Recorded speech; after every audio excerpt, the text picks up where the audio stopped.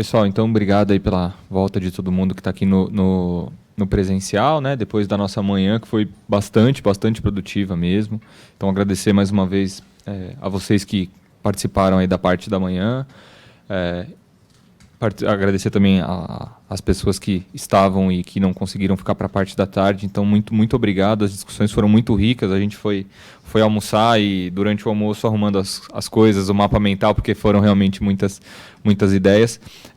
Então, muito obrigado de vocês estarem aqui agora no período da tarde para a gente mostrar os resultados e discutir um pouco mais, enfim, juntos para contribuir para essa discussão. Agradecer novamente a equipe do CEP, agora todo mundo junto, vocês vendo todo mundo juntos. Essas foram algumas das pessoas que fizeram o evento acontecer, e aqui nomeando a professora Marina Pfefferbaum, o professor Alexandre Pacheco, a Ana Paula Camelo e a Beatriz, que não estão aqui presencialmente, mas que também ajudaram muito. Agradecer novamente a Rede Pitch por essa oportunidade da gente, enfim, mostrar com a nossa perspectiva aqui do Brasil quais seriam as principais características desse código do nosso ponto de vista. E agradecer também ao Guilherme, obviamente, que, enfim, liderou todo esse processo do evento, que foi super importante. Então, agora, a gente vai basicamente mostrar para vocês o que cada sala discutiu. Cada um participou por 30 minutos de uma sala específica. Então, para além das discussões que vocês viram quando vocês estavam em cada sala, os outros colegas também trouxeram outras contribuições. Então, aí a gente vai começar pela Ana Carol e pelo Guilherme Balbi, que estavam na sala 1. Eles vão trazer, assim, basicamente, os principais achados, né, para a gente ir debatendo. Depois a gente vai fazer as outras duas salas e depois a gente abre aí para um debate de todos nós, para a gente continuar aprendendo junto sobre esse tema. E aqui, sempre aquele disclaimer, né, que tudo que a gente falar aqui, as opiniões que a gente externa, não necessariamente significam a opinião da própria FGV Direito e nem das instituições que vocês participam. Então, aqui a gente está num ambiente absolutamente livre para discutir, aprender, sem que isso seja levado como uma opinião institucional. Tá, joia? Então, passar a palavra aí para a Ana e para o Gui para as considerações de vocês da primeira sala. Perfeito, obrigada, Lucas. Bem, eu e o Balbi estivemos na primeira sala, que tinha como pergunta central a seguinte questão: como conciliar ética e interesse público com interesses comerciais? Na primeira rodada, surgiram algumas questões fundamentais, né, que os debatedores entenderam como necessárias para se fazer, de fato, o debate, né? Então, se questionou sobre o que seria interesse público, daí surgiram diferentes interpretações do que seria um interesse público. O que é ética? Se questionou se é possível, né, se existe uma ética universal. Se levantou que a ética ela depende muito da cultura de um determinado grupo. Então, enfim, tinha essa questão foi colocada, e também a quais tecnologias seriam aplicadas, enfim, a quais tecnologias se aplicaria essa ética, né, universal. E também se debateu a necessidade e viabilidade de um código de ética universal. Nessa primeira rodada, alguns debatedores defenderam que não seria possível criar um código de ética universal, considerando-se as clivagens entre norte e sul globais, e que, nesse momento, talvez a gente esteja... talvez o foco deveriam ser questões mais práticas. Como boas práticas, né, foram mencionados comitês de éticas, daí mencionaram os comitês universitários, comitês na área da saúde, e com relação aos comitês, inclusive, né, reforçou-se um argumento contrário à criação de um código de ética universal, porque mesmo dentro de comitês de ética locais, né, há uma dificuldade de interpretação, de julgamento, né, do que seria ético ou não. Então, também os comitês... foram usados tanto como modelo de boa prática, como também um modelo que demonstra a limitação de uma proposta mais universal. Também citou o comentário geral número 25 da ONU sobre a Convenção de Proteção dos Direitos das Crianças e Adolescentes, como ali também existem algumas orientações interessantes que poderiam nortear, por exemplo, um debate voltado para a proteção, né, da infância e da adolescência.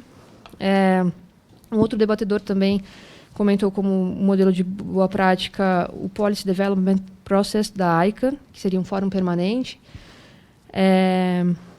E até, na verdade, já com relação a esse fórum, já algo no sentido de que sim, é possível avançar talvez um debate sobre um código universal.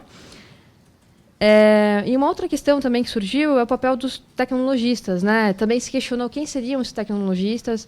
Alguns entenderam que os tecnologistas seriam seriam os desenvolvedores, outros têm um entendimento mais abrangente dessa figura, né?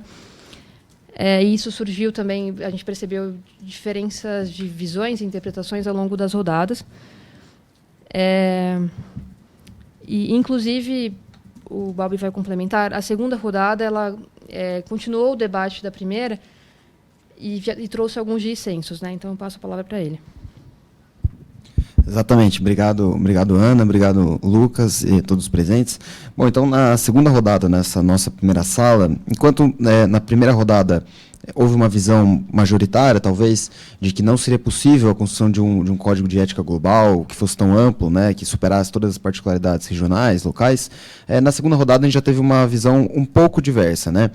Não de que talvez, né, de que seria possível criar um código de ética global que fosse aplicável igualmente, mas de que existiria, sim, uma base comum de princípios, uma base comum, uma lógica comum que poderia ser aplicada de modo geral, que poderia ser universalizada, né? E na própria dinâmica, foram apontados alguns atores, né, que poderiam participar da construção de uma ética que não fosse igualmente aplicável a tudo, mas que fosse ao menos uma ética mínima, né? Então, foi mencionado órgãos reguladores, entidades de classe que fossem representativas, ouvidorias, entidades estatais e também as próprias empresas. A própria adequação das empresas à ESG, a própria governança, já fazem parte da construção desse código de ética e já trariam ali uma ética mínima, né? Também foi ressaltado bastante ainda no papel das empresas também, e na concretização do dado como um direito fundamental, né? Que seria importante, né, para conciliar o interesse público, os interesses comerciais e a questão ética, a tarefa de conscientização das empresas, né? Então, a preocupação com os dados, a preocupação com a privacidade vai trazer ganhos comerciais para as empresas. A gente mencionou alguns exemplos. Então, você vai comprar um remédio na farmácia, é um remédio muito caro, mas se você dá o CPF, você ganha um desconto, né? A segurança, né, biometria, que oferece uma segurança maior no aparelho celular, mas a empresa passa a ter esse dado. E tudo isso foi pensado no conjunto dessa gramática de direitos fundamentais aplicada aos dados, né? Por fim, né, um aspecto que foi ressaltado na segunda rodada foi de que vários países, e o Brasil se inclui nisso, né? Em vários países as classes sociais não têm tempo, condição de se preocupar com privacidade, tem outras preocupações muito mais, enfim, emergentes, muito mais urgentes, né? E que seria justamente para eles que seria importante a construção de um código de ética, a construção de uma ética mínima que seja. Essa foi a discussão na segunda rodada, passo agora para a Ana finalizar com a terceira. Perfeito. Bom, e na última rodada a gente avançou um pouco mais no debate, né, já pensando uma forma e conteúdo desse código, né? Primeiro, os debatedores trouxeram uma preocupação com os riscos de engessamento legal e embotamento dos negócios, né? E então eles defenderam uma norma, um quadro normativo um pouco mais flexível e também trouxeram como áreas modelos, né, em que a legislação poderia se basear para a construção de uma normativa geral, a área da saúde e a área da aeronáutica. Especificamente com relação à área da aeronáutica, eles comentaram os protocolos, né, de revisão de acidentes, erros e condutas que eles fazem permanentemente, né? É uma prática, enfim, recorrente. Eles estão sempre analisando os incidentes para construir isso, a partir deles, revisar, enfim, os protocolos.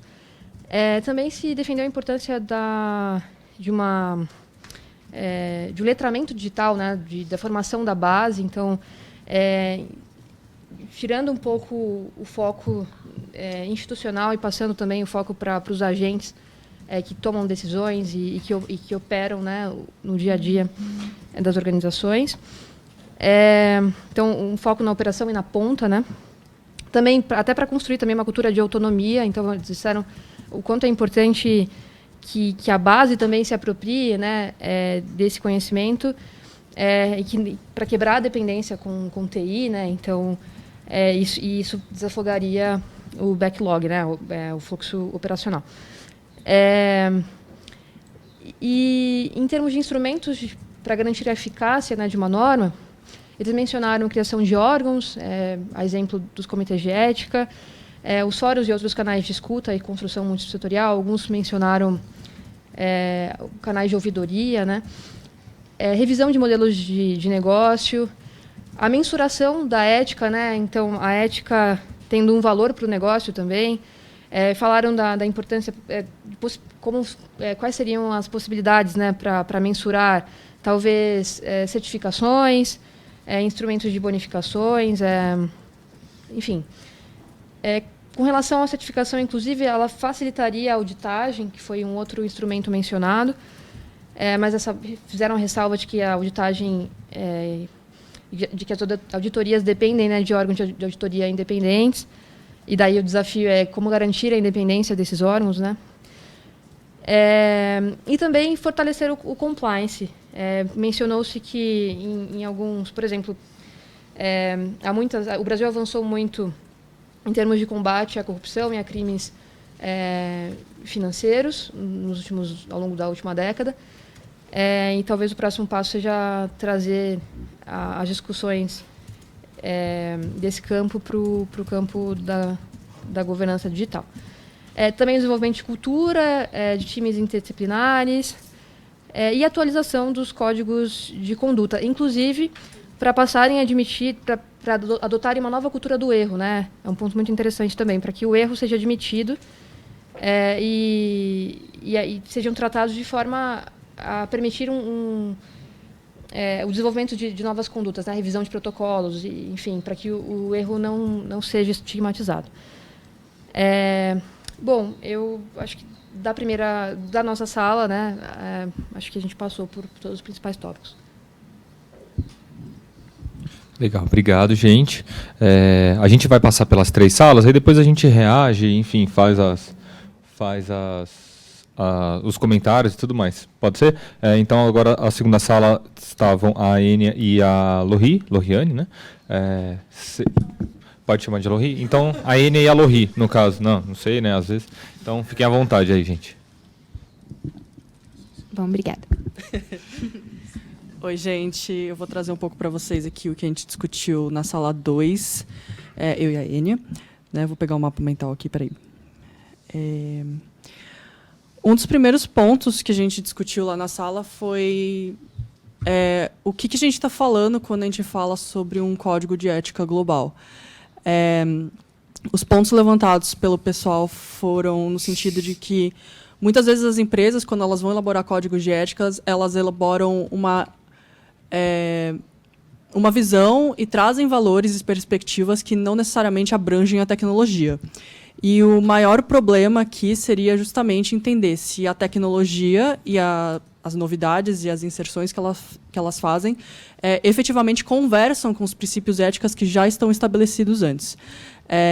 E aí as perspectivas trazidas foram no sentido de uma necessidade de trazer uma visão de direitos humanos para essa mesa de debate e também considerar questões mais específicas de crianças e adolescentes, por exemplo.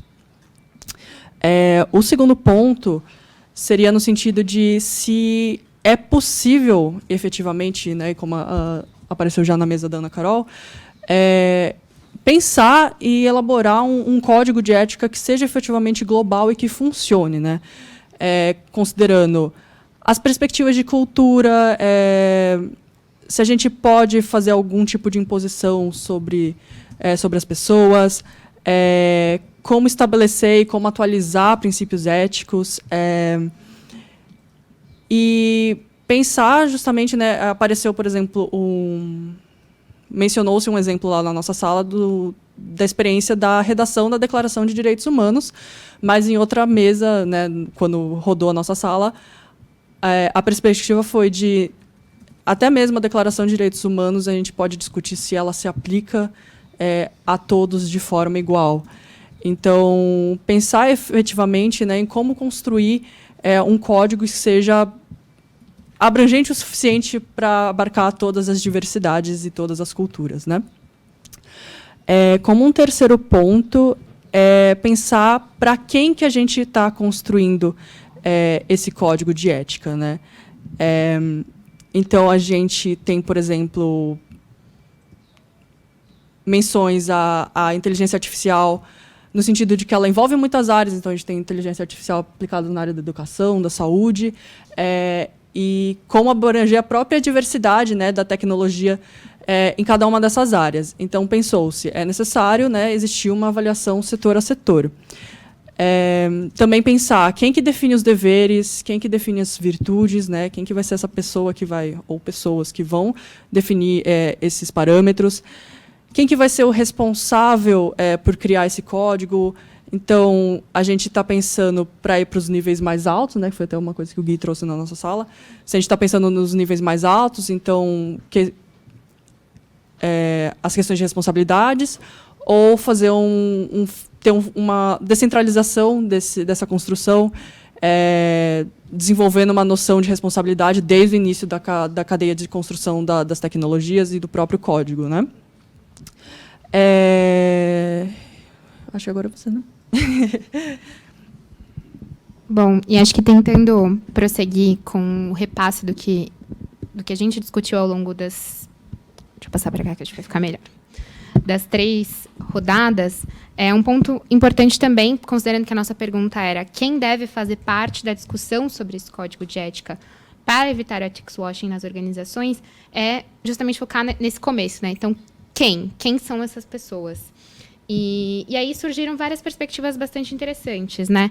Seriam aquelas pessoas que estão envolvidas no desenvolvimento e testagem apenas? Seriam as pessoas que estão dentro da empresa ou também contar com uma contribuição externa? Seja ela externa, por exemplo, de consultores de diversidade, de consultores de outras perspectivas ou de outras áreas e setores também. Uma outra perspectiva também que apareceu é a questão da possibilidade de a gente pensar na atuação de entidades profissionais e entidades empresariais como atores relevantes na construção desse conteúdo. Então, associações e representações que conseguissem coligar os interesses de uma determinada classe ou representação para que pudesse transparecer de uma forma um pouco mais organizada os pedidos e os desejos e os interesses de cada uma delas nesse diálogo dos comitês de ética. Além disso, ficou muito clara a questão da multissetorialidade, que apareceu de maneira diversa em cada um dos painéis, não necessariamente com essa palavra, mas essa perspectiva de pensar de uma maneira que congregue na discussão diferentes atores, seja ele o privado, seja ele a própria sociedade civil impactada, então quem vão ser os clientes afetados, por exemplo, por essa tecnologia. E como incluir em todos esses elementos a diversidade, né, seja ela a diversidade de gênero, raça, orientação sexual, a diversidade regional, que é muito relevante a depender de onde a gente está falando, porque muitas vezes a gente discute ética, mas a gente não fala da inclusão ou não se preocupa em pensar quem exatamente está pensando essa ética. Então, né, como a Lori falou, quem está propondo quais são os deveres e as virtudes? Essas pessoas estão conscientes dessa diversidade, da necessidade de inclusão? E pensando justamente nesse ponto, acho que a gente chega num elemento interessante que alinha um pouco do que a primeira sala falou. Bom, então, quais seriam as vantagens de ter um código de ética para as empresas? E muitas vezes tem uma perspectiva mercadológica mesmo, mas, ao mesmo tempo, ainda que por interesses mercadológicos, isso pode motivar algum tipo de modificação que pode ser importante. E aí, para evitar, né, a prática da ethics washing, como que a gente conseguiria implementar, de fato, isso dentro das organizações? E aí vem também essa ação dos multissetores internos para fiscalizar e ter canais de denúncia, comitês de ética, mecanismos que subsidiem eventuais reclamações a respeito da organização. E também uma preocupação até com as questões financeiras envolvidas, né? Porque é um cuidado que se trouxe aqui. Pode haver uma disparidade de forças entre os setores ali envolvidos. Então, pensar em como incentivar a existência de fundos, de auxílios estatais ou privados, seja eles privados por empresas ou privados por indivíduos, que fortaleçam as iniciativas da sociedade civil e que subsidiem a eventual parcela um pouco mais subrepresentada ou com menos força, para que tenha a mesma voz dentro desse debate. Acho que, de forma muito rápida, foram um pouco esses os tópicos que surgiram na nossa mesa.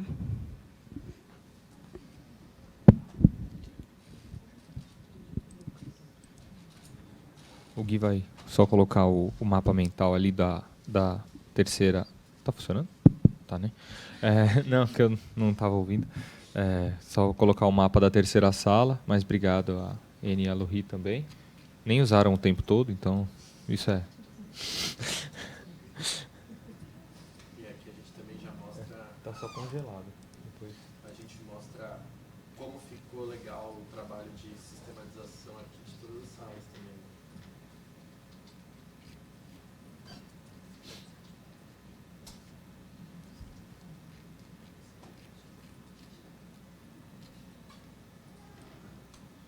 Sala 3, né? Isso.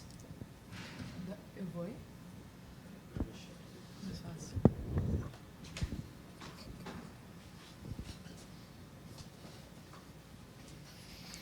Bom, então a gente vai falar sobre como operacionalizar as diretrizes éticas e gerar impactos positivos. Eu vou falar de um modo geral, depois a Tati detalha. E a gente fez um apanhado geral de todas as discussões. Então, a gente conseguiu dividir em 4 grandes eixos, né? Então, o primeiro eixo que a gente viu aqui é a questão da educação e tecnologia e ética, e pensando essa educação em todas as áreas. Depois, na questão da regulamentação e da autorregulamentação, e boas práticas das diretrizes e como operacionalizar. Então, primeiramente, a questão da educação, a gente viu que é essencial e pensar não só na educação das profissões que vão lidar com a tecnologia, mas pensá-la de modo transversal para todas as áreas. E aí a gente tinha até uma pessoa que era da área da TI e falando, olha, a própria formação na TI é deficitária na questão ética, é uma questão que a gente tem lá no começo da graduação, nem lembra direito como é. Então, assim, necessidade de reforçar isso nas profissões de tecnologia. E aí a gente pensou, ainda falando nessa questão da educação, foi dito o seguinte, a educação pelo dinheiro. Então, pensando em punições pecuniárias mesmo, para que as organizações realmente lidem com essa questão. E pensar em todos os usuários, organizações e o poder público. Enfim, pensar na educação de todas essas pessoas e de modo multissetorial. E aí a questão da regulamentação e da autorregulamentação foi a que mais chamou a atenção, né? Primeiro que a gente puxou aqui uma setinha para um mau exemplo, que não é uma questão de regulamentação, mas é o próprio poder público utilizando de modo temerário, errado, a tecnologia. Então, diversos exemplos aqui do Brasil, aqui, em São Paulo, uma licitação da questão do reconhecimento facial, uma média dos alunos do ensino médio lá na Inglaterra, que substituiria o vestibular, e de várias consequências em relação a isso, né? Aplicativo de reconhecimento facial do INSS, na Argentina, um reconhecimento facial também. Então, vários mau uso dessa questão. E aí um desafio que foi colocado, que para as organizações maiores, que teriam produtos com inteligência artificial, para dar uma efetividade. E aí que essas organizações têm que pensar na questão de direitos humanos. E aí foi colocada também a opção de ter um comitê de ética. E aí qual seria o enforcement desse comitê? Então, haveria também um abismo entre as promessas que se coloca e a realidade do próprio setor. Pensar se esse comitê de ética ele é realmente representativo, né? Se ele tem pessoas representativas tanto representando a população, né, a nossa diversidade populacional e diversidade de saberes. E aí foi colocado, e isso foi assim praticamente um consenso, que é necessário que haja uma regulamentação pelo poder público, mas diversas. Como que será essa regulamentação, né? Qual que é o momento de realizar essa regulamentação? E outra possibilidade da regulamentação é pelos princípios gerais de ética. Então, se a gente utilizar esses princípios gerais de ética, a gente vai estar dando conta de tudo que aparece na prática, né? Considerando que já há um impacto, como reduzir esse impacto, como lidar com esse impacto, e aí operacionalizar esses princípios por checklists, né? Foi colocado. E se haveria uma diferença entre os interesses públicos e os interesses comerciais, se a gente olhar por essa dimensão ética, e como a gente não pode regulamentar de modo autoritário, né, e que algumas empresas, inclusive, foi dado o exemplo da Amazon, por exemplo, que ela já tem um draft de regulação para o mundo inteiro. Então, será que tem realmente uma oposição entre a regulamentação e a autorregulamentação? Será que não é possível fazer esse equilíbrio? E, por fim, essas outras duas questões, as boas práticas. Então, algumas boas práticas foram listadas, alguns frameworks de governança, políticas antidiscriminação e opressão. Isso foi citado em algumas organizações menores, isso é efetivo, mas em organizações maiores, né, o desafio de colocar isso em prática em organizações maiores. E aí a gente teve, em uma das sessões, foi colocada a questão, mas tem algum framework digital e sustentável gerando bons resultados? Então, primeiro foi apontado os que deram errado, né? Então, algumas pessoas colocaram a questão do Oversight Board, a questão do Google, e que não daria para pensar só nas Big Techs, que a gente teria que pensar de um modo transversal em todas as áreas. E aí que seria necessário aproximar a área de defesa das áreas técnicas, né? Então, pensar se é necessário um comitê de ética. Foi dado o exemplo também dos comitês de bioética, que eles geram várias decisões. E acho que é isso. Assim. Aí outra é só uma de como operacionalizar. Né? Foi dado o exemplo da Microsoft, que é uma empresa que tem colocado em prática isso. Tinha um representante, ele falou, bom, vou falar em nome da Microsoft e como que a gente está fazendo isso. Né? E aí também a necessidade de pensar nos princípios de ESG e de pensar em mecanismos institucionais. Acho que se a Tati quiser complementar. Eu só queria comentar também que acho que o que ficou muito marcado é a questão da comunicação e tradução um pouco da tecnicidade das coisas, tanto do juridiquês, quanto também da parte técnica, né? Assim, a gente trabalhar melhor essa parte comunicacional dentro da organização e fora da organização. Estou acabando, gente, prometo. Tá tranquilo. É uma coisa que ficou muito marcada para mim, principalmente porque eu não sou muito dessa área de ética e novas tecnologias, e eu gosto muito dessa parte de traduzir o conhecimento do juridiquês. Então, achei que ficou muito marcado assim, para mim, como isso está cada vez mais em alta, que a gente precisa realmente tentar aproximar as pessoas, tentar aproximar as áreas e integrar para que a gente não viva compartimentalizado, né? Porque assim a gente não consegue colocar os nossos sensos comuns alinhados para a gente poder ter uma programação correta a partir dos valores da empresa e tudo mais. Então, é só realmente essa fala bem pequenininha, que era só a parte da comunicação que eu achei interessante.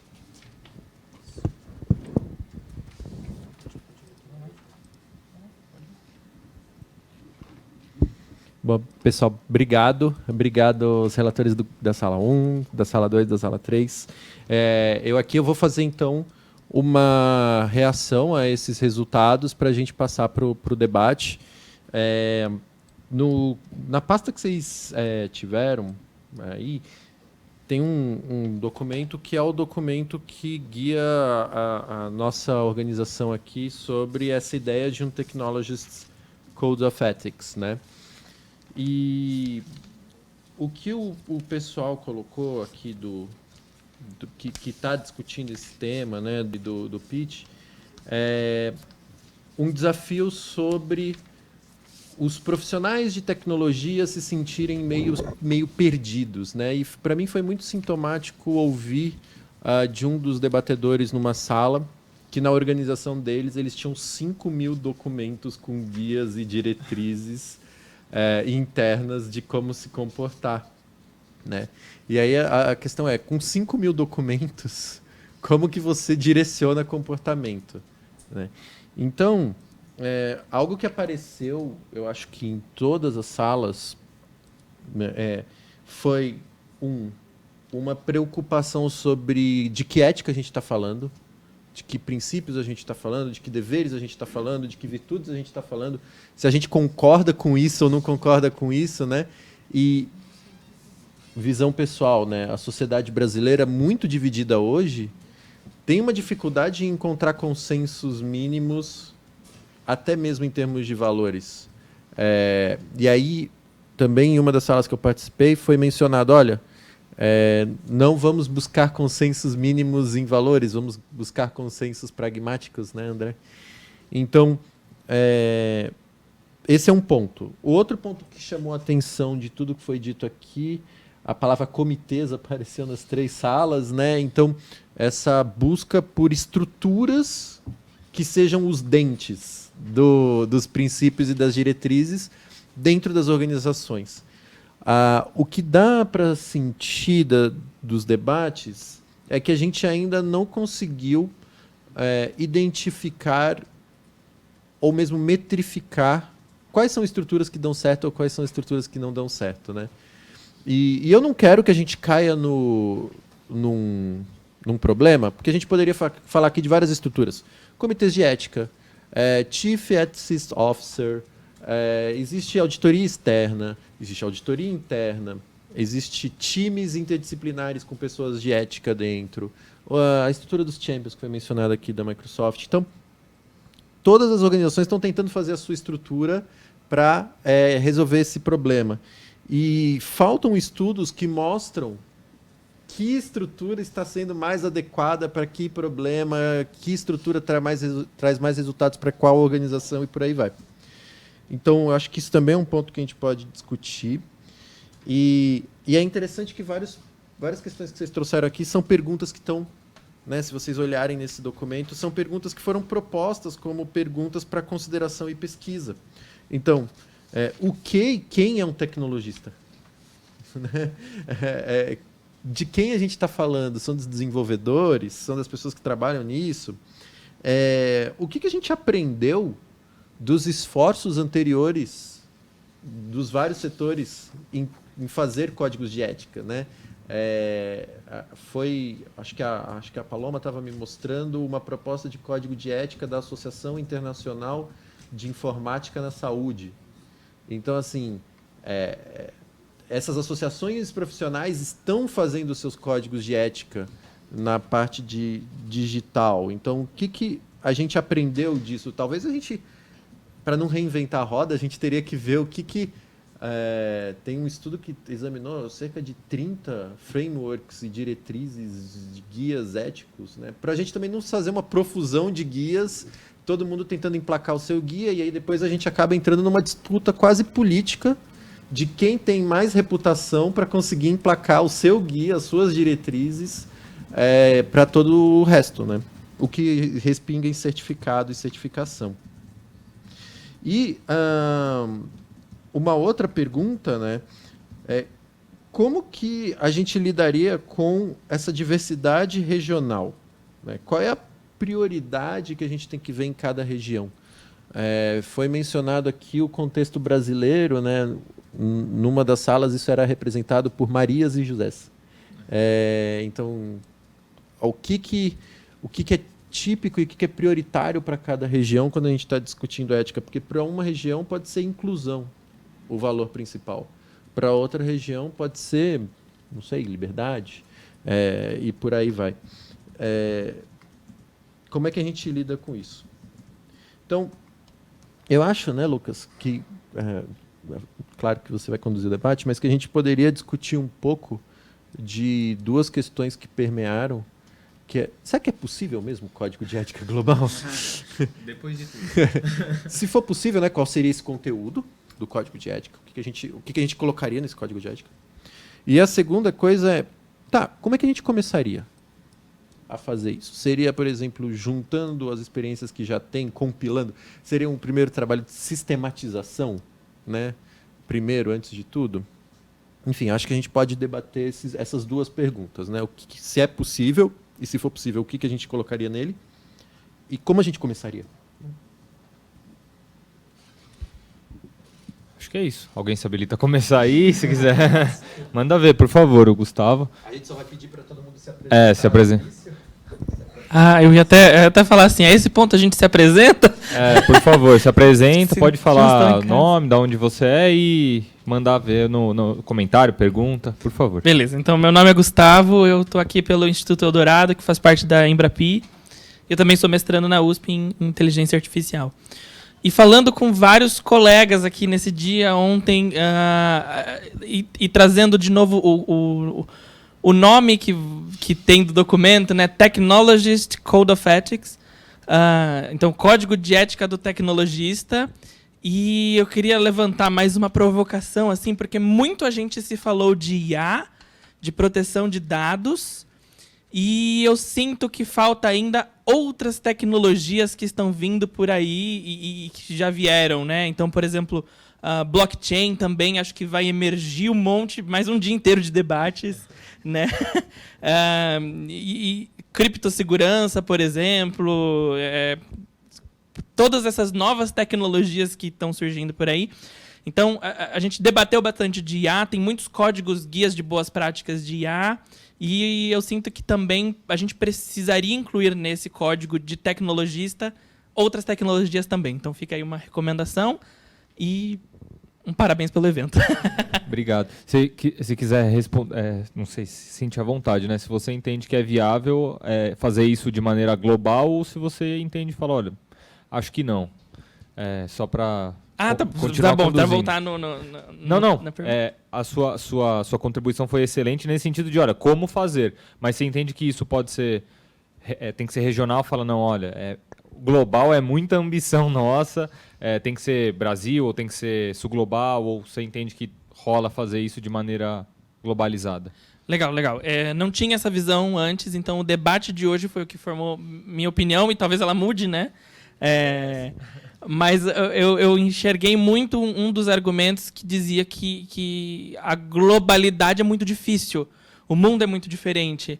Então, talvez possa existir alguma base de valor principiológico que conduza e permeie o globo inteiro, mas certamente vai ter que ser adaptado para cada país, cada região, alguma coisa assim. Obrigado.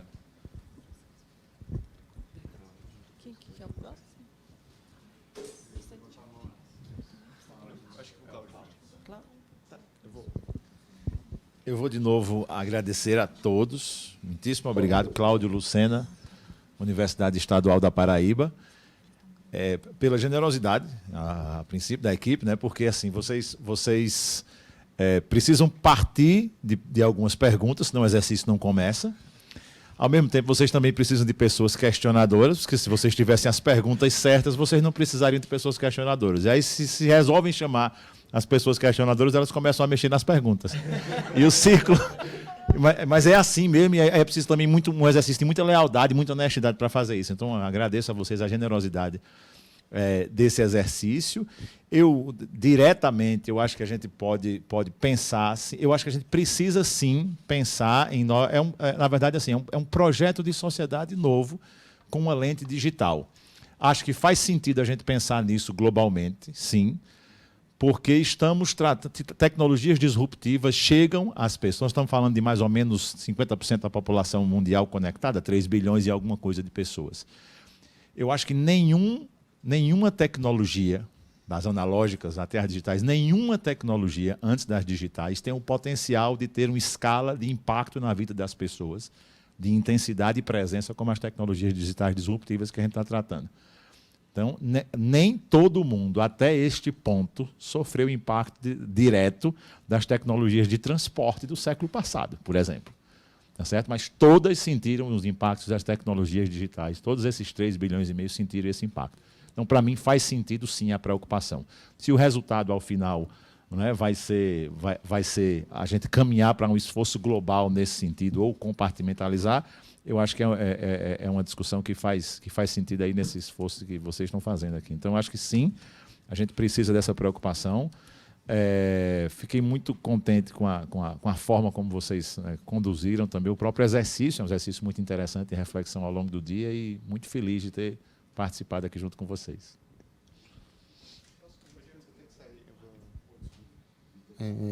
Boa tarde, pessoal. Eu sou o Gustavo, sou diretor do Íris e pensei muito nisso, durante o almoço também estava pensando nisso. Para mim, o problema não está no código, está no tecnologista. Porque, vamos pensar, uma empresa de tecnologia X, ela tem os desenvolvedores, ela tem os advogados que fazem conformidade, ela tem, enfim, o setor de marketing, ela tem o pessoal de public policy, todos eles são tecnologistas. O mesmo código de ética deve ser aplicável a tudo que todos eles fazem. Isso, para mim, é uma questão difícil de pensar numa resposta positiva. Por outro lado, acho que existe um código de ética a ser seguido pelos médicos, pelos advogados. Eu sou antropólogo, a gente tem um código de ética. E eu acho que faria sentido ter para desenvolvedores, etc. E uma questão que foi levantada várias vezes e reiterada nas mesas que eu participei, o Michel Roberto, da Direitos, não está mais aqui, mas ele falou muito disso, é que talvez faça sentido ter um código, e isso me parece plenamente possível, tomando como exemplo a IA, que é uma área em que existe um conjunto de valores e princípios que está razoavelmente consolidado, pelo menos no soft law. Assim, a gente tem vários instrumentos que são muito convergentes em termos do seu conteúdo. Então, explicabilidade, transparência, reparação.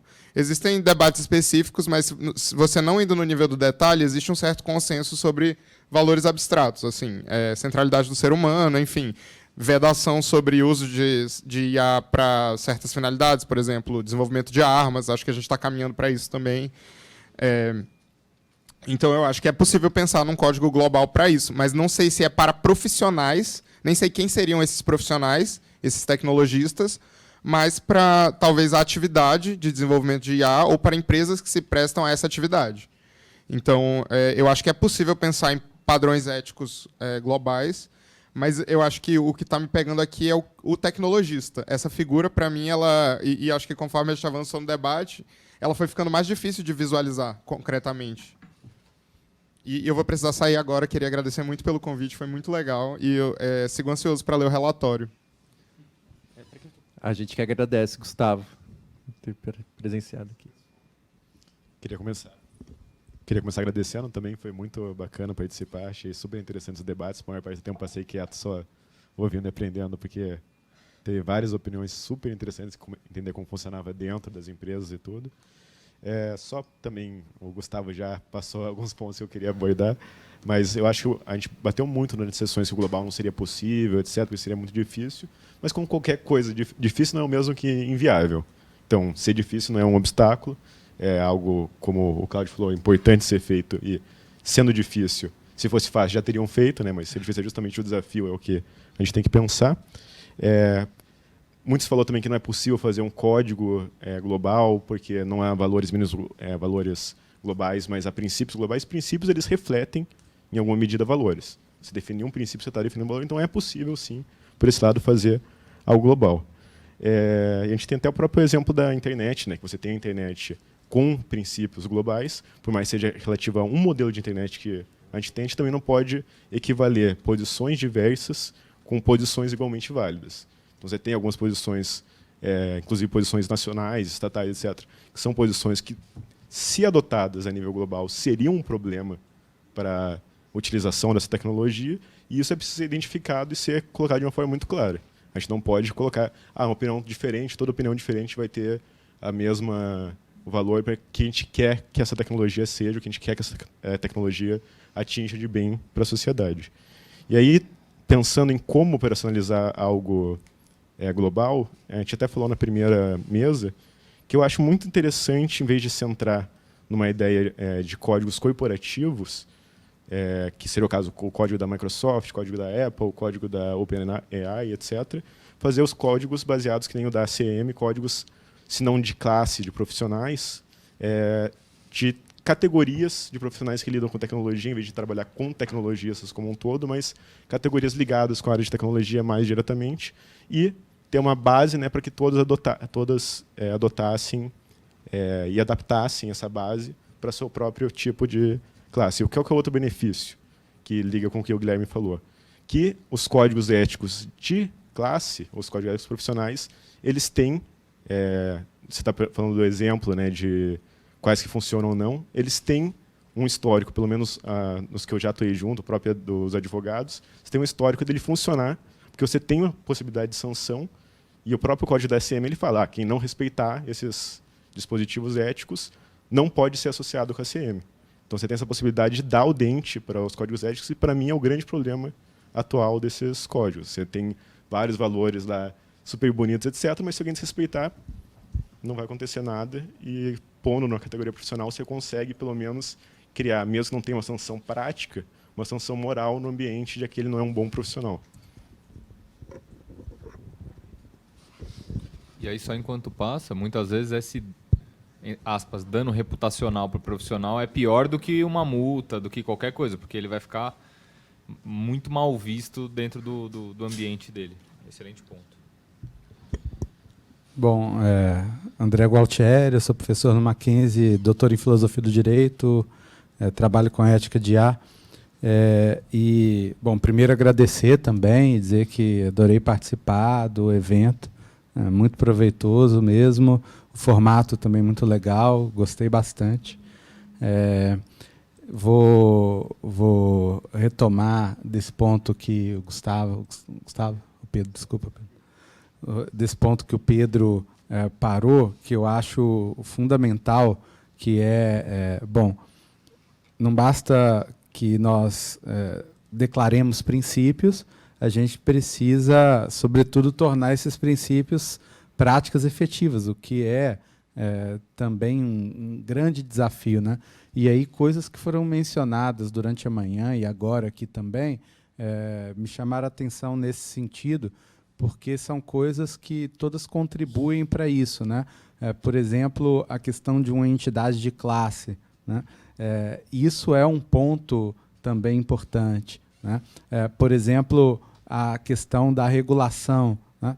Tudo isso atua em conjunto para permitir que determinados princípios se tornem coisas mais concretas, né? Em relação a essa discussão, se é possível um código a nível global, né? Eu parti dessa ideia, dessa discussão que aconteceu durante a redação da Declaração Universal dos Direitos Humanos, de 48, né? E eu, pessoalmente, acho que é possível a gente identificar, né, certos valores básicos em torno dos quais a gente consiga estabelecer um compromisso prático entre pessoas de diversas culturas, né, com diversos backgrounds. Mas esses princípios em torno dos quais pode haver um consenso, eles necessariamente serão princípios de ordem bastante genérica, né? Mas eu só cito como exemplo aqui, tem um artigo do Luciano Floridi com o Josh Coles, que eles tentam resumir todos os princípios de A em 5 grandes princípios, né? Então, o princípio da... e eles pegam esses princípios da bioética, né? Princípio da beneficência, então, fazer o bem.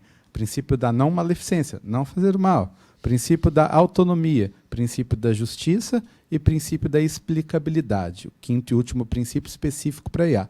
Sendo que todos esses 5 princípios, eles estão relacionados a um meta-princípio, um princípio que está acima de todos eles, que é a centralidade do ser humano, né? Princípios como esses, eu penso que seria difícil pessoas, mesmo de culturas diferentes, discordar assim, eu discordo do princípio de que a gente não deve fazer o bem, entende? Então, é possível haver um consenso em torno disso, né? Mas é claro que logo em seguida alguém me diz, mas o que é fazer o bem, né? É uma outra coisa. Mas é possível a gente construir consensos em torno de princípios de ordem mais geral, nesse sentido. Aí, a iniciativa para tornar essas coisas mais concretas, até chegar num código de ética dentro de organizações, aí eu acho que necessariamente precisa levar em consideração setores diversos, né? Considerações mais setoriais, de diversas áreas, né? Falando, por exemplo, em relação à IA, uma coisa é a aplicação da IA no setor financeiro, outra coisa no setor de saúde, outra coisa no setor agrícola e assim por diante, né? Então, acho que, bom, é isso que eu gostaria de compartilhar. Ali atrás. Só enquanto, só reagir muito rápido, recentemente a gente teve a recomendação da Unesco para a inteligência artificial e todos os países assinaram e tudo mais, mas é o que você falou, são princípios muito, muito gerais e que dificilmente alguém ia discordar. E aí colocaram como o primeiro documento global em que havia um consenso em inteligência artificial, mas quem olha fala, olha, difícil era não ter um consenso. Se a gente não tivesse um consenso com relação a isso, a gente tinha um problema grande aqui. É o que você falou, se alguém não concordar em não fazer o mal, a gente tem um problema sério. A gente precisa voltar e discutir coisas um pouco antes. Vamos lá. Só falar o nome. Oi, boa tarde. Sou Rodrigo Gomes, sou do Rio de Janeiro. Sou professor da PUC, coordenador do curso de LGPD de extensão na PUC Rio. Sou vice-presidente da Comissão de Proteção de Dados e Privacidade da OAB-RJ e também sou coordenador de Direito e Tecnologia da Escola Superior de Advocacia, também da OAB-Rio, e advogado. Primeiro, queria aproveitar a oportunidade aqui para parabenizar a todos e todas. Aprendi muito aqui nesse evento, estou aprendendo, sigo aprendendo. É um tema importantíssimo. Eu costumo brincar quando vou em eventos e palestras que o evento é bom quando a gente sai mais confuso do que entrou. E esse é o estado. Exatamente. Porque a gente sai daqui pensando e a partir disso se desenham as soluções para o futuro. Quando a gente sai com muita certeza, eu tenho a convicção de que não é um bom debate. Quando a gente tem muito consenso, muita certeza, o debate está enviesado, tem alguma coisa errada. Então, saio daqui muito mais confuso do que entrei. Espero que a gente possa construir junto esse caminho. Eu queria já também aproveitar, né, para fazer algumas colocações. Eu acho fundamental, importantíssimo, né, o desenvolvimento de princípios. Até, enfim, sou advogado, trabalho com a aplicação direta dos princípios, mas a gente também a gente não pode nunca deixar e também, falando como advogado, a questão prática, pragmática. Eu sou civilista, então princípios são sempre muito importantes, a questão constitucional também, a aplicação direta, mas a gente não pode esquecer que a gente tem os Fair Information Practice de 1973 nos Estados Unidos. A gente está aqui meio século depois debatendo e falando sobre criação de princípios. Então, acho que só criar princípio a gente falhou miseravelmente. Não é à toa que nós estamos aqui pensando ainda em que princípios estabelecer. A gente não tem a menor ideia de quais serão eles, de maneira, pelo menos, com consenso. Então, ao lado dos princípios, é o papel, e a gente está aqui para isso, eu não estou criticando, eu só estou consolidando o que nós estamos fazendo, né? É importante a gente pensar no enforcement, né? No accountability, esses termos em inglês que são de difícil tradução, mas que tem tudo a ver na prática. Isso é algo fundamental na minha visão, na minha ótica. Não adianta a gente ficar só dentro das universidades, só dentro da academia, das quais eu faço parte, mas a parte prática ali, como mencionaram também, o chão da fábrica, é fundamental que tenha algum tipo de aplicação mais pragmática nesse sentido. E, por fim, como eu falei aqui da confusão que eu estou, e queria criar mais um pouco de confusão intelectual, no bom sentido, algo que não deu tempo de abordar, até fiz anotações aqui no avião e ontem, vindo para cá também. A gente está falando muito de IA, dos desafios da IA, falaram aí de militar, né? Hoje já tem tecnologia para lançar bombas e armas autônomas. O Pentágono, inclusive, esse ano fez um treinamento nos Estados Unidos utilizando lançamento de bombas, evidentemente, num ambiente controlado, não num conflito armado, com decisão de inteligência artificial. E tem uma outra fronteira, não sei se vocês estão me ouvindo, tem uma outra fronteira, que inclusive eu estou agora no doutorado, e a gente concluiu esse semestre um grupo de estudos sobre neurodireitos. Eu acho que neurodireitos serão, assim, vai botar proteção de dados, privacidade, inteligência artificial para escanteio. Quando a questão dos neurodireitos vierem à tona e efetivamente houver algum tipo de possibilidade de virar um produto de prateleira em massa, o abismo que existe hoje entre os haves e os have-nots, né, vai ser potencializado ainda mais do que é hoje. Porque hoje um iPhone custa R$10 mil, muita gente, 15 até, né? Muita gente pode ter, muita gente não pode ter. Conexão em banda larga, a mesma coisa. Imagina quando for possível ter um BCI, né, que é o Brain Computer Interface, que não seja invasivo. Quanto que vai custar isso no início e quanto que isso vai tornar as pessoas que têm a possibilidade super-humanos, né? O Neuralink agora do Elon Musk acabou de fazer uma demonstração que nos próximos 6 meses eles querem obter a aprovação do FDA para já fazer implante cerebral, que você vai poder, com o seu pensamento, fazer uma série de questões através de um dispositivo. Se isso vai pegar um dia, se isso vai ser viável um dia, é uma grande questão, mas a história já demonstrou que as previsões estão muito erradas. Ninguém há 10 anos atrás imaginava que a tecnologia estaria como está hoje, né? Isso é um fato. Então, e por fim, a última confusão que eu queria dar para vocês é a computação quântica, né? Computação quântica é algo também que disse que, uma vez comercialmente viável, porque ainda não é, e tecnicamente viável, o que ainda não é em larga escala, acabou a criptografia, né? Acabou uma série de tecnologias que a gente utiliza hoje e que vai pôr isso tudo abaixo, né? Tem inclusive um professor da Califórnia que fala que a gente tem que começar a estudar o direito quântico, justamente porque isso vai mudar tudo, né? Vai mudar tudo, especialmente a questão de criptografia, segredo industrial e tudo mais. Então, enfim, tudo isso só para confundir ainda mais as nossas cabeças e pensar como é difícil o nosso trabalho, né, de estabelecer critérios, premissas e diretrizes e guidelines e tudo mais sobre o que a gente não sabe, o que a gente não tem a menor ideia do que vai ser daqui a 1, 2, 3, 4, 5, 10, 20 anos. É isso. Obrigado. Antes de passar aqui para o Osório, vou trazer provocações em gotinhas, né, enquanto vocês vão... Porque uma das provocações em gotinhas, eu não sei, Osório, você é da computação? Computação, sim. E é uma coisa interessante, porque um dos exemplos que é trazido no documento é justamente o ACM, Code of Ethics and Professional Conduct. E aí a pergunta é, por exemplo, aqui no Brasil, se você for falar com um advogado, se ele é inscrito no AB, ele é inscrito no AB, ponto. Porque para exercer a advocacia, ele tem, por lei, que ser inscrito numa associação de classe.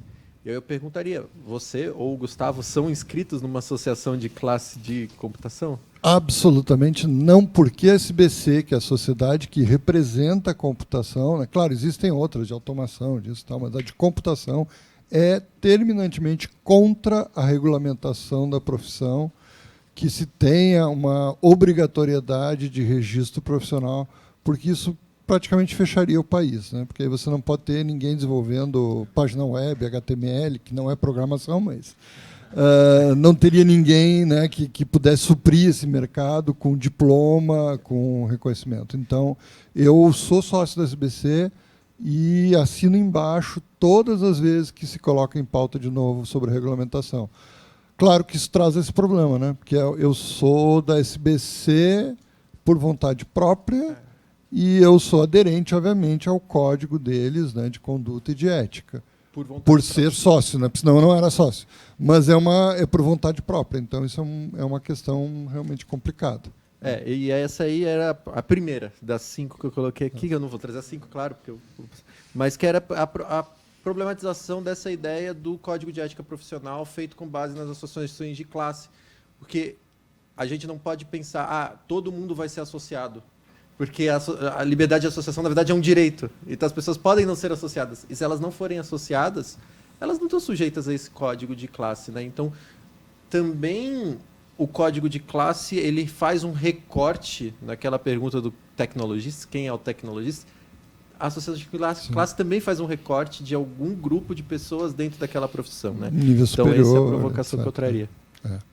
Bom, primeiro, boa tarde, Fernando Osório, professor da USP, membro do Comitê Executivo do Centro de IA, né, de Inteligência Artificial da USP, que é o famoso C4AI. E, bom, eu primeiro queria agradecer, né, a oportunidade, elogiar, porque foi realmente um evento muito interessante, muito provocador, muito... Não, eu acho que a gente... isso é o que falta, talvez, nesse país, né? Mais discussão e menos briga, né? Porque a gente pode discordar, mas a gente justamente está aqui buscando alguma coisa maior, né? E o caminho que vai se chegar lá é um caminho difícil. E é justamente isso que eu queria trazer. Eu, particularmente, não acredito nessa solução global concreta, mas como objetivo, sim. O que eu quero dizer com isso? Nós tivemos recentemente a COP, a Conferência do Clima. Todo mundo concorda que a gente tem que preservar o planeta, que tem que tomar cuidado. Já nem todo mundo concorda com o aquecimento global, mas deveria, né? E apesar disso, a gente viu uma conferência em que não se chegou a um consenso, tiveram que esticar o prazo, fizeram uma descrição meio morna, como a gente acaba tendo que fazer, né? Assim, todo mundo concorda que o planeta tem que ser preservado? Sim. Que vamos reduzir a emissão de gases de efeito estufa. Veja bem, meu país não pode, né? Então, eu acho que o consenso global ele deve ser uma meta, mas não, a gente não deve se iludir com uma utopia, né? A mesma coisa, por exemplo, na parte do nuclear, né, do desarmamento nuclear. Eu acho que assim, aqui no Brasil, que a gente não tem arma nuclear, todo mundo diz, não, tem que acabar com a arma nuclear. Mas aí o que acontece? Os países que detêm a tecnologia não assinaram o tratado. De novo, então a gente tem um consenso ético de achando que destruir o planeta com bombas nucleares não é uma coisa muito inteligente, mas você não vai fechar. Agora, isso não impede da gente ter um movimento, né, que é um movimento pela preservação do planeta, contra o aquecimento global, contra as armas nucleares, contra uma série de coisas que são consideradas, né, assim, inegáveis, né? O bem, fazer o bem, né? E ir contra o mal. Mas alguns países não vão assinar. O Stop Killer Robots, que é um movimento contra os robôs autônomos assassinos, ele tenta evitar isso, mas a gente já sabe que os Estados Unidos não vão assinar esse tipo de coisa, né? Então, assim, de novo, a gente cai em certas limitações dos países. Privacidade, a gente sabe que a China, se ela resolver dizer que estamos num país 100% democrático, tem 1 bilhão de chineses para derrubar o governo no dia seguinte. Na Rússia, igualmente. Na Turquia, já está acontecendo. Tiveram que prender o opositor. Então, assim, não tem chance de dar certo para alguns países. Vamos falar de tecnologia blockchain, vamos falar em criptomoedas, né? Tem países que aceitaram, outros recusaram, outros assumiram como moeda nacional. Não adianta, a gente não vai nunca ter um consenso. O que a gente pode é tentar mostrar, poxa vida, gente, Bitcoin é antiecológico, não tem lastro, é um jogo, sobe e desce que nem montanha-russa, não tem nenhuma relação física com um bem material, como é mesmo uma ação na Bolsa de Valores que sobe e desce tem. Então, assim, o consenso, pelo menos das pessoas que eu me relaciono na minha bolha, diz que Bitcoin é um absurdo, né? É um absurdo completo. Foi uma tecnologia interessante, blockchain, mas não a moeda, só que continua sendo adotada, aceita. Tem países que proibiram, justamente os países mais autoritários que proibiram, mas eu sou dos que acham que deveria ter um certo movimento, porque ela é antiecológico, antieconômico, especulativa, bom, blá, blá, blá. Então, assim, de novo, teriam que me convencer em relação a isso, e eu não vou ter um consenso. Quem é aqui que tem uma carteira de Bitcoin? Viu? É óbvio que ia ter dentro da plateia, é óbvio, né? E a gente estaria aqui para discutir, nós não vamos chegar provavelmente num 100%, porque eu prego que o Bitcoin devia ir a zero, só que eu tenho certeza que quem tem carteira aqui não vai gostar. Então, gente, eu acho que assim, o globalismo é uma meta de que a gente cresça, que talvez poderia chegar numa solução de consenso. Na minha visão, acho que a gente pode começar por alinhamentos. né? A OECD, que é uma organização de países desenvolvidos, mais democráticos, etc., ou algum grupo do 7, alguma coisa assim, tem uma possibilidade de alinhar um pouco melhor e ser um primeiro passo. A gente está falando do primeiro passo. Então, eu acho que o primeiro passo talvez seja por esse alinhamento. Países que têm um alinhamento melhor, porque aí você começa discutindo pelas regras óbvias, mas depois você tem que entrar nas privacidade, proteção de dados, vai ter que entrar. Eu trabalho no desenvolvimento de veículos autônomos. A gente fez um veículo lá no meu grupo que anda sem motorista. Já fazem 10 anos que a gente tem esse veículo. Então, eu passei por todas as fases insanas sobre isso até que virou moda, né? E por isso que eu detesto o Elon Musk, porque é um cara irresponsável. A Tesla dele é um veículo assassino. Eu não entro num Tesla. Não botaria um Neuralink, porque vai ter rejeição cerebral e vai ser um problema seríssimo. Mas, de novo, são opiniões minhas, que vai ter, obviamente, discordância, tem gente que acha isso, que aquilo. Bom, em relação a veículos, então vamos tentar, né, tecnologia, vamos começar a falar sobre veículo. A coisa mais fácil que tinha era fazer uma legislação para isso. Código de Trânsito Brasileiro. Não pode dirigir um carro sem as mãos no volante. Ou sentado no banco do motorista. Ou seja, sempre que o nosso carro anda, ele está ilegal. Só que ele está ilegal dentro da propriedade da universidade, que é a cidade universitária, que não tem nada a ver com a polícia, nem com o Detran, nem com nada. Então, a gente está legal dentro do campus. Só. Quando a gente vai abastecer o carro, a gente já entra numa coisa nebulosa, porque o carro foi modificado, ele tem seguro, mas o seguro, se descobriu que a gente mexeu no carro, não vai cobrir nada. Então, tem uma série de problemas, né? E a legislação, a gente já sabe, eu já fiz muitas reuniões com juristas, inclusive eu acho que assim, a aproximação dos juristas com os tecnologistas, ela tem sido muito positiva. A gente tem no Centro de A um grupo da USP de Ribeirão, que tem a parte de direito, que tem colaborado magnificamente com a gente. E a gente vai tentando e tal, mas aí quando você vai para o nível de cima, Brasília, bom, vamos começar a pensar sobre o carro autônomo. O que eu quero? Algo auditável, né? Accountability, que é a tradução errada, mas é algo que eu tenho uma auditoria, caixa preta igual avião, vamos registrar e vamos poder depois saber quem é a responsabilidade do acidente, né, para atribuir crime doloso, culposo, responsabilidade civil e legal, penal e não sei mais o que. Não se consegue fazer o básico, que é óbvio. Aí a gente volta para o óbvio, né?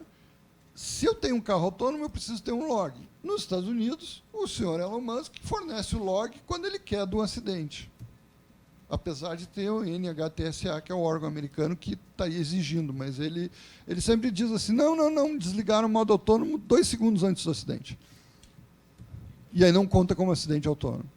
Cara, então por isso que estão pegando no pé dele, né? Mas assim, se lá já é assim, imagina aqui que não tem lei, não se fala em caixa preta, não se fala em poder auditar um acidente, alguma coisa que ocorra com esses...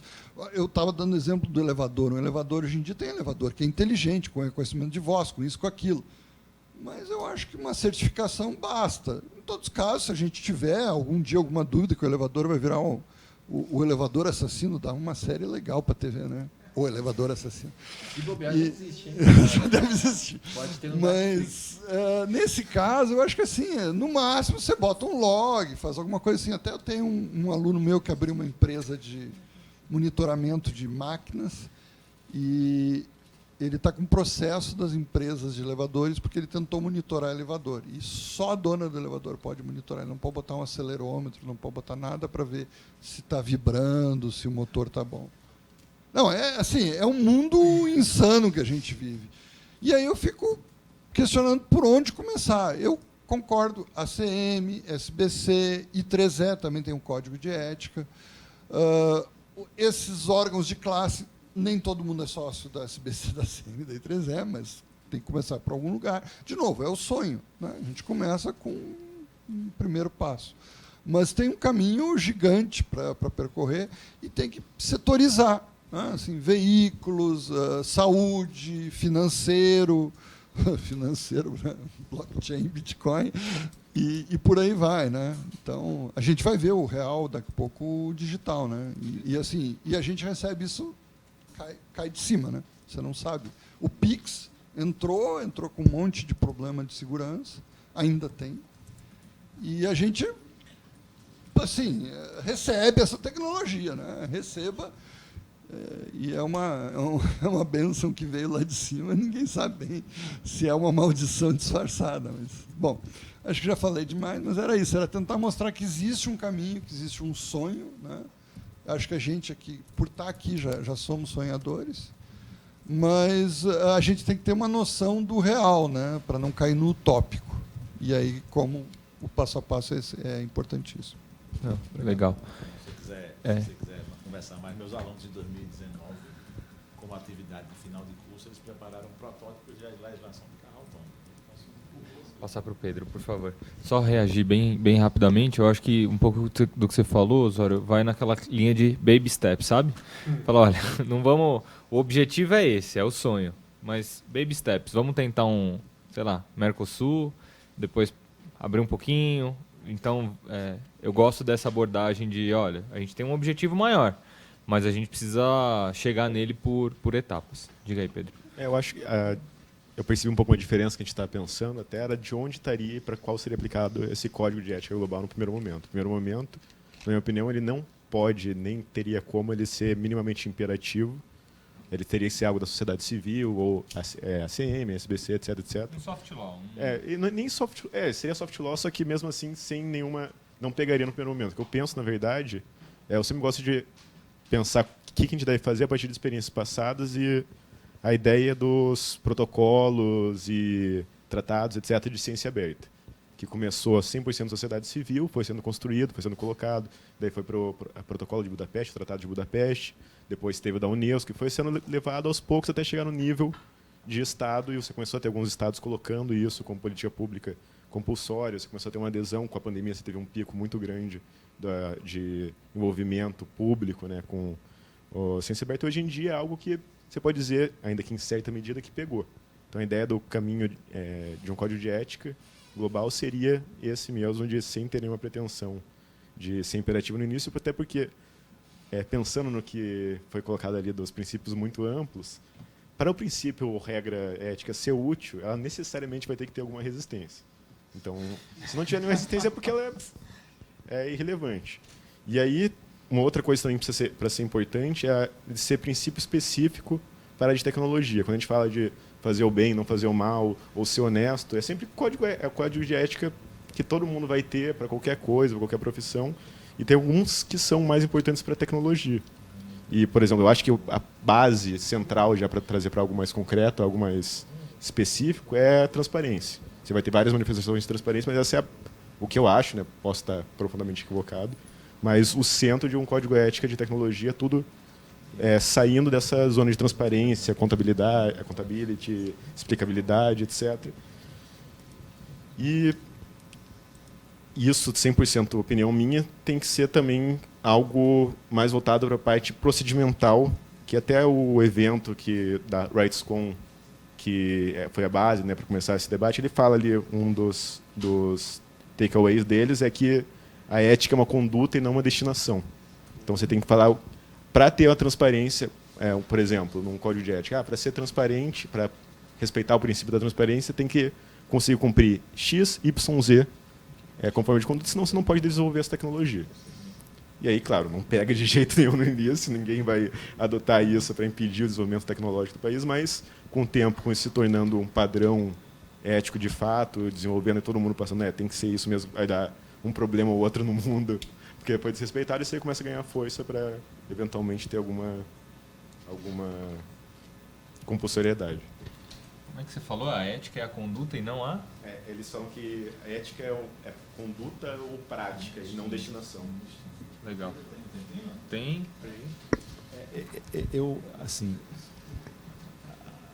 achei interessante a gente retomar aqui, porque tem uma coisa que talvez eu fiquei na intenção de falar e o debate foi acontecendo e eu terminei esquecendo. a gente tem um anacronismo na área. Quando a gente olha para tecnologias disruptivas, a gente tem um anacronismo que é muito difícil da gente conviver com ele, e muito difícil da gente gerar impactos concretos sem olhar para esse problema, que é o fato de que os inputs, digamos assim, os inputs mais importantes para a sociedade civil são inputs relacionados à tecnologia, em relação a ela tem defasagem completa, assimetria completa em relação às grandes plataformas. Escrevi um texto sobre isso na Folha de São Paulo, acho que em 2020, com um colega chamado David Morar.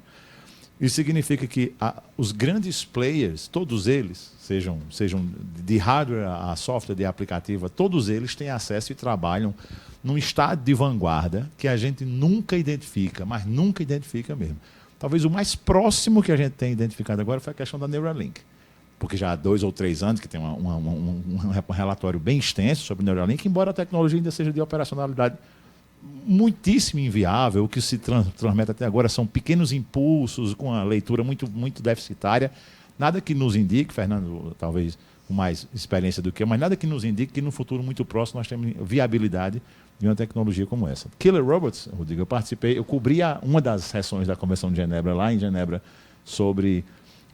em que houve a demonstração por alguns dos governos, que evidentemente contrários, né, a proibição comandada naquele momento por Brasil, Portugal e França, tentando comandar um bloqueio, uma moratória, e alguns dos países já aplicando em situação de conflito armado, tá certo? Revelada e apresentada na convenção, contrárias a essa moratória. Mas, de novo, foi uma tecnologia que a gente, como sociedade civil, procurando um remédio eficaz, só soube quando estava aplicando. A gente só soube quando ela estava aplicando em situação de conflito armado. Esse anacronismo, essa assimetria de poder, é muito difícil a gente levar em consideração. E sem levar isso em consideração, tudo que a gente faça é reativo, né? Então, tudo que a gente faz é reativo. Então, nesse sentido, ou a gente desiste, certo? Não é a cara de ninguém que está aqui, não tem a cara de ser ninguém que está aqui. Ou então, talvez, agora uma recomendação, talvez uma proposta já mais concreta, Guilherme, ou a gente acalma o coração para tentar fazer intervenções mais pontuais e tentar esquecer deixar o horizonte, né, como grande objetivo, mas procurar pequenas intervenções com mais impacto. Às vezes é um código, às vezes pode ser um comitê, às vezes pode ser um pequeno processo, por isso que eu falei do PDP da ICANN. Às vezes pode ser um pequeno processo de auditoria para um caso específico. Vamos andar mais no veículo autônomo? A gente desenvolve alguma coisa mais específica para veículos autônomos, faz uma prototipagem daquela política, aplica, chama a empresa para testar, funcionou, não funcionou. Então, se a gente acalma o coração no sentido de que porque a gente queria uma solução definitiva que nos permitisse conviver 50 anos com a disrupção tecnológica, sem muita intervenção legislativa. Isso não vai acontecer. No ritmo que nós desenvolvemos, nós não vamos conviver 50 anos de paz, né? Então, assim, os baby steps de que o Lucas falava, talvez sejam um passo interessante para a gente. Não me apresentei, meu nome é Giovana, eu sou uma das diretoras do capítulo brasileiro da Internet Society, eu também sou responsável por privacidade dentro do Ebanks, mas aqui eu estou falando como Internet Society, Brasil. E, não, eu só queria adicionar uma coisa que, conforme vocês foram falando, eu comecei a pensar, que era sobre os códigos de ética que existem na comunidade open source, que são, assim, existe já, eu estava aqui procurando, a própria open source fala que todo, enfim, projeto que vai ser open source, ele precisa ter um código de ética para ter uma guideline entre as pessoas que estão trabalhando ali, para, enfim, terem princípios éticos, combater vieses e tudo mais. Então, assim, a gente, um pouco que a gente já falou, que a gente que está um pouco mais no direito, a gente acaba falando de regulamentação, a gente acaba falando sobre, fica meio que nesse clubinho, e existem outros movimentos que vêm da comunidade de tecnologia que já tenta suprir isso há bastante tempo, enfim, de uma forma um pouco diferente do que a gente faz, mas que é um exemplo, talvez, daquilo que a gente estava comentando sobre sair um pouco do... Eu acho que não é nem o juridiquês em si, mas acho que vai um pouco além desse todo... enfim, toda essa parafernália que a gente tem em volta do direito, sabe? Que não é só a linguagem, também a estrutura, os nossos códigos não escritos aí. Então, eu lembrei disso, do código de ética open source, que é algo que você consegue procurar, vai ter do Google, tem do Django, tem, enfim. E aí, isso é, acho que um exemplo fora um pouco da nossa bolha aí para a gente analisar. Giovana, achei muito legal esse exemplo que você trouxe. Só para vocês saberem, eu pontuei 10 coisas assim aqui. Mas que eram 5, dobrou, né? Dobrou. A gente dobra a meta. A próxima intervenção eu vou ter 20. Eles se multiplicam. Você falou em acalmar o coração, é difícil acalmar a cabeça. Mas aí, Giovana, tem uma coisa interessante nessa da comunidade open source, que é quando a gente olha para o pessoal da tecnologia, né, desenvolvedores, e pelo menos quando eu fiz curso de R, por exemplo, a primeira instrução é: você não precisa pensar nada sozinho. Se você tiver algum problema para resolver, vai no GitHub da vida, vai no Stack Overflow. Stack Overflow. Vai no Stack Overflow, alguém já fez essa pergunta, já tem o código, às vezes já tem até o código aprimorado daquele código. Às vezes código. é você mesmo que já respondeu a pergunta há um tempo atrás, só que você esqueceu. E por que eu estou chamando a atenção para isso? Porque às vezes fica parecendo que para gente que é do direito ou de outras áreas, essa ideia de cooperação livre e aberta é mais estranha. E aí, por que eu te chamo essa atenção? Porque uma das discussões que a gente estava tendo sobre códigos open source, para dar um exemplo, eu faço código, libero na internet. Alguém pega esse código, treina o seu modelo em um outro país e isso dá uma besteira. Eu que liberei o código open source, sou responsável? E aí uma das discussões se a gente começa a fazer regulação de responsabilização de atores nacionalmente, você mata a comunidade open source, porque eu vou querer liberar o meu código, sabendo que alguém pode pegar o meu código, aplicar, ou às vezes mal aplicar, né? E aí eu posso ser responsabilizado porque a pessoa usou o meu modelo. Então, como que essa nacionalização do debate às vezes entra em conflito com movimentos de globalismo? E eu diria que até o movimento da internet, né? Exato. E aí vem essa parte do globalismo. Agora, só um outro ponto que eu traria dos vários, vou trazer só 2, tá? Quando você falou dos robôs, Luciana, me fez pensar uma outra coisa, que é a discussão do direito e do meio ambiente, né? Também foi mencionada a COP. Dos países que largam atrás. Então, você tem, 10 países que saem fazendo os robôs, já tem a tecnologia desenvolvida, e aí a gente começa a discutir, não, pera, você não pode ter isso. É claro que a gente vai ter um debate sobre o que é bem ou não é bem, porque eles vão falar, não, mas espera um pouquinho, esses robôs, eles são menos soldados morrendo em campo, eles são maior precisão na hora dos mísseis e dos tiros e tudo mais. E aí você fala, não, eu estou fazendo bem, eu estou tornando os combates mais limpos, digamos assim, herméticos, enfim. E aí vai ter uma discussão sobre o que é fazer o bem, fazer o mal aqui, mas a questão a ética também, um código global de ética pode ser uma coisa que vai manter o status quo de determinados atores no âmbito internacional, favorecendo eles, porque eles largaram na frente e conseguiram desenvolver a tecnologia enquanto não tinha esse código. E a gente largou atrás e agora a gente tem que... Não estou falando que a gente deveria ser antiético, mas eu estou falando... Bom, isso é um ponto de atenção aqui, né? Como é que eu igualo esse ecossistema de inovação em que alguns largaram na frente? E aí o último ponto que eu traria, também trazendo a questão da moral, o Ronald Dworkin, que é um filósofo do direito, né? Ele fala, olha, se eu fosse pensar um juiz que decide com base em princípios, eu poderia pensar um juiz que tem uma arquitetura de princípios na cabeça dele e ele sabe todos os casos. Quando vem um caso diante dele, ele aplica lá os princípios direitinho, porque ele tem toda a arquitetura de princípios e tal, mas esse juiz não existe. Então, o que vai acontecer ele vai pegar vários casos, ele vai decidir com esses casos e ele vai tentar ser coerente com as decisões que ele tomou e tal. Que é a discussão do juiz Hércules, e que a gente não tem um juiz Hércules, a gente tem que ir caso a caso sendo coerente e íntegro nas formas como a gente decide esses casos. Talvez, junto com o código de ética, acho que isso foi falado em alguma sala, a gente precisaria ter algo que eu encontrei de duas associações, uma inclusive apoiada pelo The Verge e outros canais de comunicação, Arvix, né, que é o AI Incident Database. Eles estão fazendo um banco de dados colaborativo, já tem mais de 2.800 casos, em que as pessoas vão adicionando notícias de incidentes de IA. E aí, o que é legal? É pensar que, junto com um eventual código, ou essa questão de boas práticas, a gente teria que saber casos. Quais foram casos que aconteceram, quais foram as decisões que foram tomadas e quais foram os resultados dessa decisão.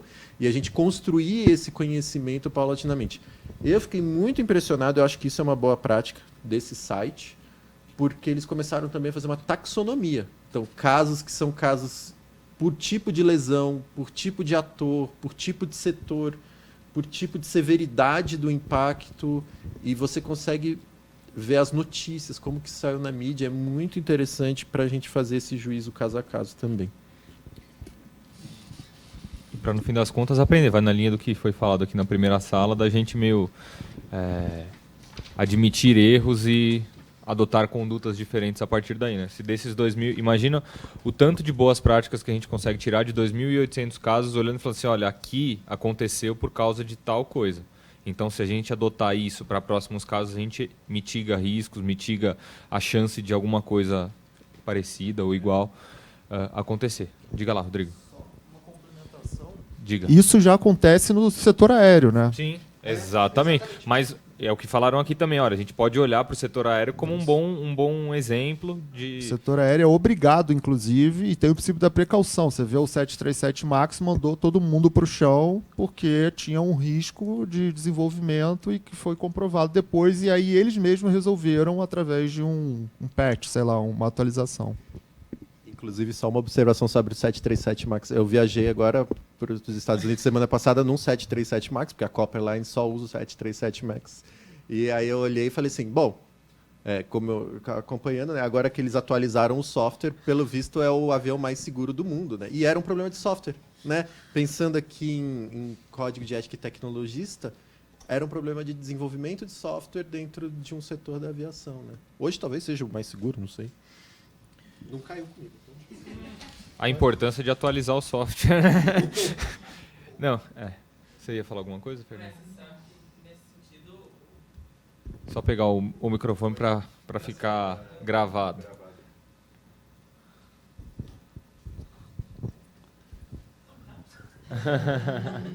Mas dizem que, né, não tenho fontes, mas que os processadores dos computadores têm que ter pelo menos 10 anos. Porque é para ser confiável. Então, coisa nova, para código novo, vem bug, e a gente não quer um bug lá no ar, né? Então, dizem que tem que ser antigo para ser confiável. Não. Sim, se eu fosse escolher... Legal, gente. Mais alguém tem algum comentário? Se não tiver, a gente já vai encaminhando aqui para o final, para a parte mais importante do evento, que é o café, novamente. Não, mentira, mas mais uma vez agradecer a vocês aí pela parceria, pela gentileza. O tempo cada vez mais, né, o ativo mais importante que a gente tem, e quando alguém despende o tempo, pelo menos assim, comigo, com tantas pessoas boas, eu agradeço porque, enfim, às vezes é mais valioso do que dar dinheiro, né? Então, muito obrigado por vocês despenderem o tempo de vocês, que é tão precioso. Fim de ano, comemorações, família, Copa do Mundo, aquela coisa toda. Então, muito, muito obrigado de vocês tirarem o tempo de vocês, e quem esteve na manhã e quem esteve ontem, para estar aqui conosco. Agradeço novamente a equipe do CEP, a todos que a gente já nomeou aqui no começo. Ao Guilherme por todo o apoio. Eu e ele vivemos esse evento intensamente nos últimos 45 dias, então foi uma imersão mesmo que a gente fez. Selecionamos pessoas fantásticas para estar aqui com a gente, então muito obrigado, que a volta de vocês seja tranquila, e até uma próxima, da gente para o próximo passo, né? Para a gente discutir, continuar essas discussões, como o Fernando falou, esse é o sonho, e a gente chegar lá com um pouco mais de calma, junto com o pessoal de Edimburgo, que já discutiu, e de Nova York, que também já discutiu. A gente também agora vai dar os nossos 2 centavos ali. Então, muito, muito obrigado a vocês pela contribuição aí.